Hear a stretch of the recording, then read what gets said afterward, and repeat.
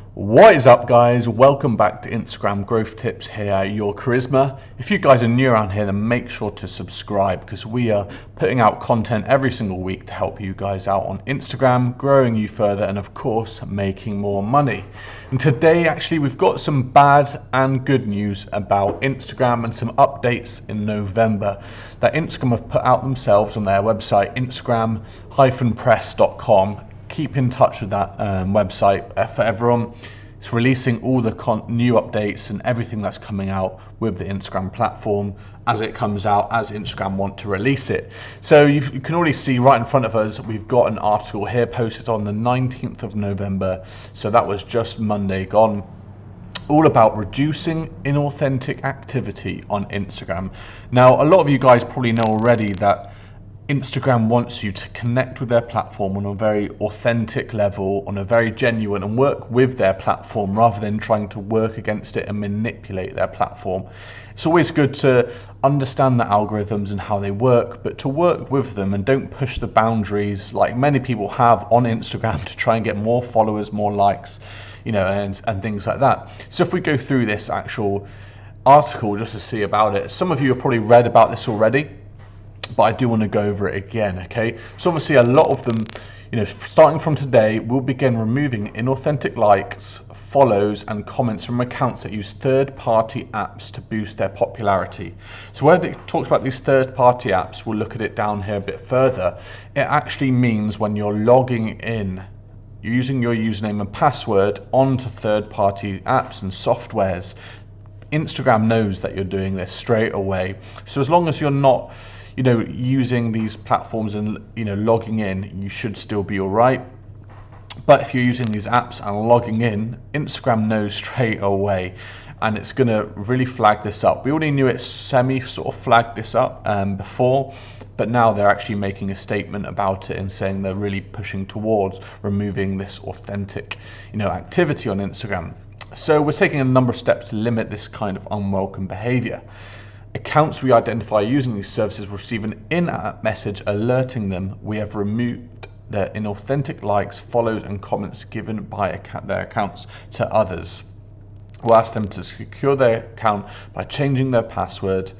People who use these types of apps share their username and password, and their accounts are sometimes used by third-party apps for inauthentic likes, follows, and comments.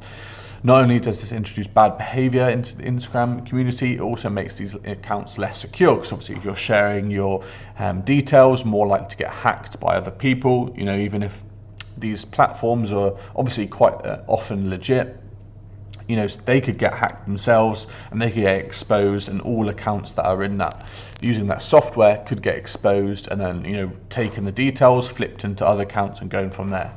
So here's actually what it's going to look like on these two images here. This is what it's going to start to look like if Instagram has flagged your account. So once you've got this, really start to think about how you need to change your ways of growing on Instagram, how you're operating on the platform to be more authentic. So if you've got this, I strongly suggest that you do change your password, start securing your Instagram account, and start looking to grow your account in other ways, okay? Especially once you've got this. Once you've got this message, Instagram are onto you, so I would suggest do not do it anymore. But if you're not, and you're using some of these different softwares and apps, keep going, but proceed with caution. Don't push things too hard. Don't make things look too inauthentic. Keep your account looking as authentic as possible.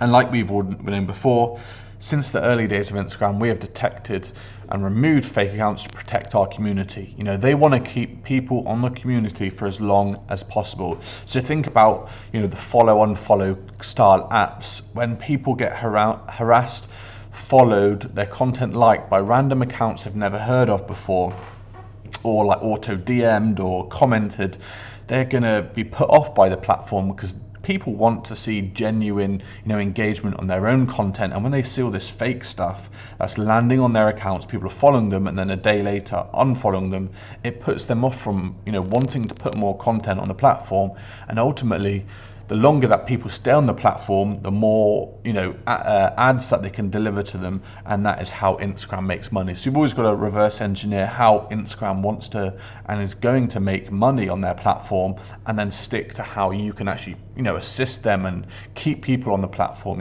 obviously putting out good content in authentic ways. So that's a bit of the bad side of it, the updates that they've put out in November, but we're going to move on to some good ones, especially if you're an e-commerce store owner. There's actually introducing more ways to shop on Instagram. I put out a video on this channel about a month ago now, talking about, in September we expanded shopping on Instagram with the introduction of product stickers in stories. So Instagram's really trying to push itself towards being, the go-to, e-commerce sort of platform that everyone goes on to when they've got a store. E-commerce is obviously a hugely growing market. It's going to continue to grow year on year on year as we see the decline in sort of retail and brick and mortar style stores. Online is taking over every single year, so they're really moving towards that and want to create the best sort of platform for people shopping on Instagram, which a lot of people do already. They look for different brands, they may search hashtags looking for different styles of clothes or products, whatever they're looking for on Instagram, to make and be the deciding factor in what they're actually going about to purchase. So Instagram's sort of recognized this and wants to help brands and obviously customers have the best experience possible. So today they're announcing, and this was done on the 15th of November, we're announcing 3 new ways to discover new products, shop from your favorite brands, and keep track of all your shopping inspiration in one place on Instagram, just in time for the holidays as we're coming up to December right now. So they're going to introduce a shopping collection, and here's some screenshots here that they've put out to show you a bit more what it's about. So now when you come across a must-have item, save it to your shopping collection to revisit later. So, for me, myself, on Facebook, when I see an interesting post, I always go ahead and save that post so I can come across and read it later when I have more time. If you're quickly browsing Instagram, you haven't got much time, but you like the look of items, now you can go ahead and actually save those products that you like the look of, like you can do on, other sort of posts, other content that you can already save and look back on. You can now do it with items that are tagged with their shopping ability, and then you can go into your collection, see what you've liked the look of, obviously discard some, and then go ahead and obviously purchase the ones that you want after that. Shopping on business profiles, they're also testing a shopping tab on business profiles so you can quickly view all the products featured in their shopping posts. So this is quite similar to Facebook pages. Again, they've already obviously put this out on Facebook pages. When you connect like your Shopify or your catalog on your Shopify store or even WooCommerce, you can connect obviously with your Facebook page, and on the left hand side you've got those tabs that go down and there's a shop button.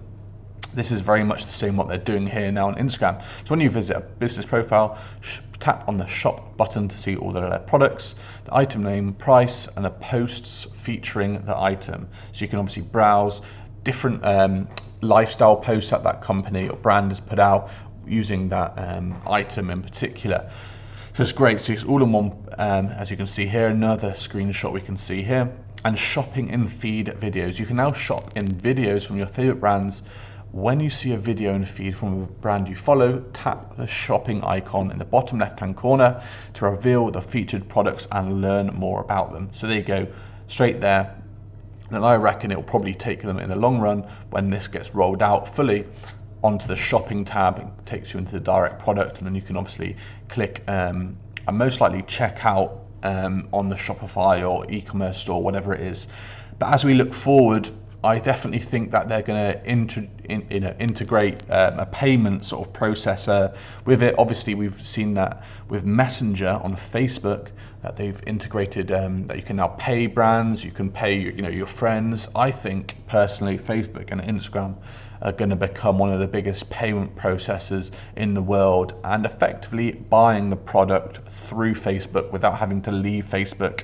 Because like we know, they want to keep people on the platform for as long as possible and keep, to serve them as many ads as possible. And once, payment systems and payment processing systems come out in full, scale and you can buy product on Facebook, they're truly going to know exactly what you like as a consumer. So when they're serving you ads in the future, they have such a clear idea of what you are likely to buy, so they can serve you even more ads, sell more items. So they're not only making money on ads because their ad system's going to be even more improved, but they'll take obviously a percentage of the transaction fee because you're buying it through Facebook or Instagram. So I'm not sure when this is exactly going to come out, but that's how I foresee how it's going to progress in the future with both the platforms and so if you're doing e-commerce, definitely start to build both your brands on across Instagram and Facebook, because that's how I see